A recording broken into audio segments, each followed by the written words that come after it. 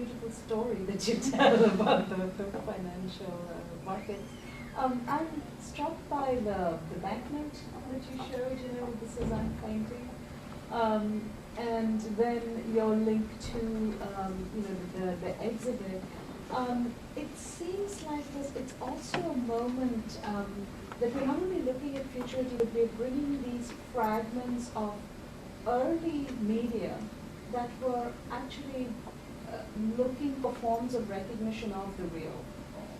Yeah. In the midst of speculation, because if we live in this utterly dematerialized time where, that is our reality, so to speak, and the real economy is spectral in a way. So I was wondering if you're seeing something like an extraordinary expressive mode, which is speculative, not only about the future, but also about the real itself, because it cannot be accessed anymore.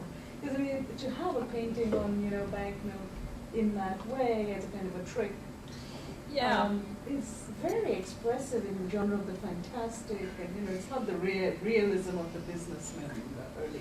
Exactly. The whole thing is entirely weird, and how it works is, you can't really see this just from the slide, but if you hold it up, the watermark, like those slices, form a solid image.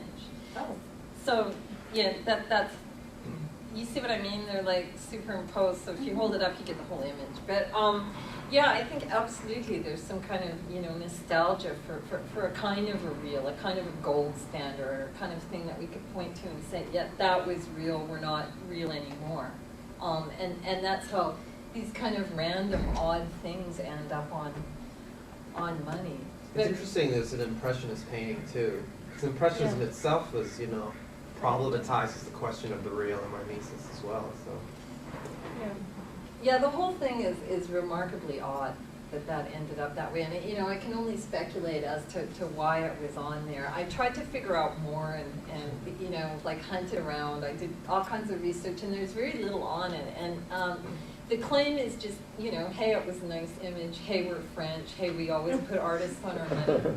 So you can. It's very compelling, in the old days when you used to pay with your Cézannes to get into the Louvre,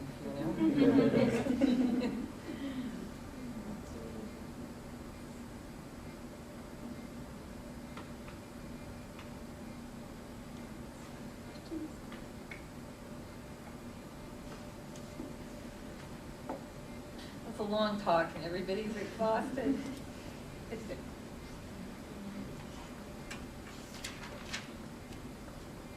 Could you talk a little bit more just about the art market for Mount Hagens? I'm sort of curious about this. What is it? Is it a bubble essentially, like the art market can be? I assume. I can't imagine. I haven't really looked into him much recently. Quite frankly, it kind of makes me sick. And I got really into Damien Hirst and For the Love of God recently.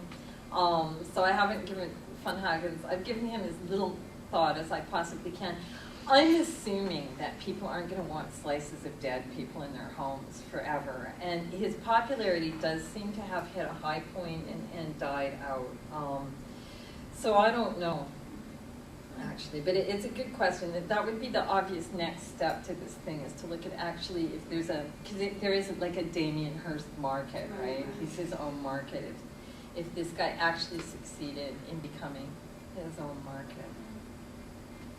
That was self-inflated and speculative. Yeah, absolutely. I mean, he's so good at creating his own market, that guy, by taking an 18th century skull, making a platinum copy, putting 50 million pounds of diamonds on it, and then only partially selling it and retaining partial ownership. Yeah. I recall from reading in, I believe, Marshall in particular, in his work on literature and economy and the money form, as it were, that you can take theorization about speculation all the way back to Plato's episode of the Gyges ring, the ring that makes you invisible so you can see things, and that leads to the creation of riches and so on. So I'm just wondering about the nexus of your pockets between money and the risk and the death and so on. Whether there's another axis that crosses in terms of a visualization theory or theory of visualization. You mentioned the voyeurism involved in looking at the plastic-naked bodies, and I'm just trying to put it together in my mind that financial speculation depends on a certain kind of invisibility, on an arbitrage or difference, if not in space, then in time. That is, the ship has not yet come in over the horizon. Yeah. We don't quite know whether your gamble on that, that trade has come off yet. Security requires a certain kind of visual presence. That's the house I'm buying, and the proof of it is, although that's been deconstructed recently, is this deed that I can point to right here. Is the ultimate, security of that purchase. And it's just fascinating to me that your talk crosses these two axes. And the one speculative in the direction of risk, and the other speculative in the direction of visual arts.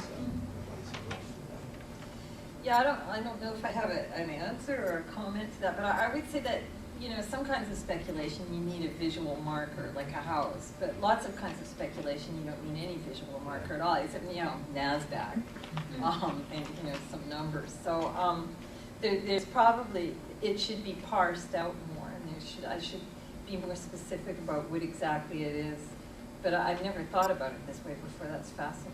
The NASDAQ example is fascinating as well, because the difficulty of visualizing the trades involved is compensated in a massive form in Times Square by that gigantic visual spectacle that they create. Yeah, which Mark Taylor always says, that's as real as it gets. That's all they've got. And I find the topic of how you visualize money just anyway incredibly fascinating. I have a good friend named Mike Pryke who wrote a really important article called Money's Eyes about the visualization technology involved in, making, as he says, avalanches of numbers, that possible to deal with it all. But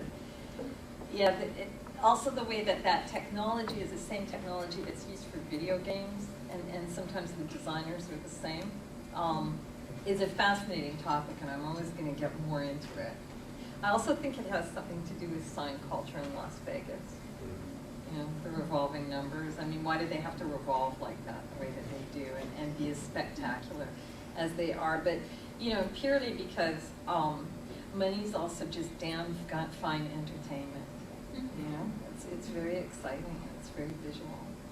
I think it has something to do also with the rising visualization of the body in biotech. The fact that you can actually buy a better heart, or, because I think we're kind of used to looking at the body at that molecular level, and that makes the fact of turning your body into plastic in the future not a very bizarre thing, There's a kind of a visual landscape.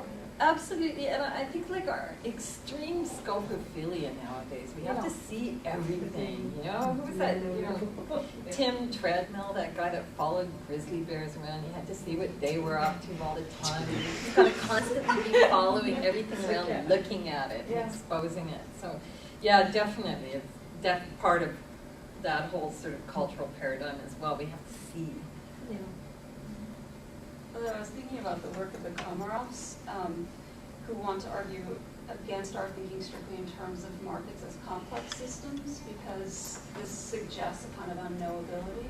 So they talk about the occult in the operation of financial markets. Why? Because it's important to them to think about human perception, which is not exactly seen exactly, but there are different kinds of knowing. So there's an interesting way in which spectatorship reintroduces the human into that chain of circulation. So are you saying, because this is really good, I just gave a paper about Texas Hold'em and the neoliberalism, and Texas Hold'em as being the religion of neoliberalism, and it coming out of a whole sort of American folk tradition of the holy game of poker and all this kind of stuff. So are you saying that they say that if you just continue to talk about the market as being unfathomable and so incredibly complex, that they see that their ideas that we see it in terms of the occult?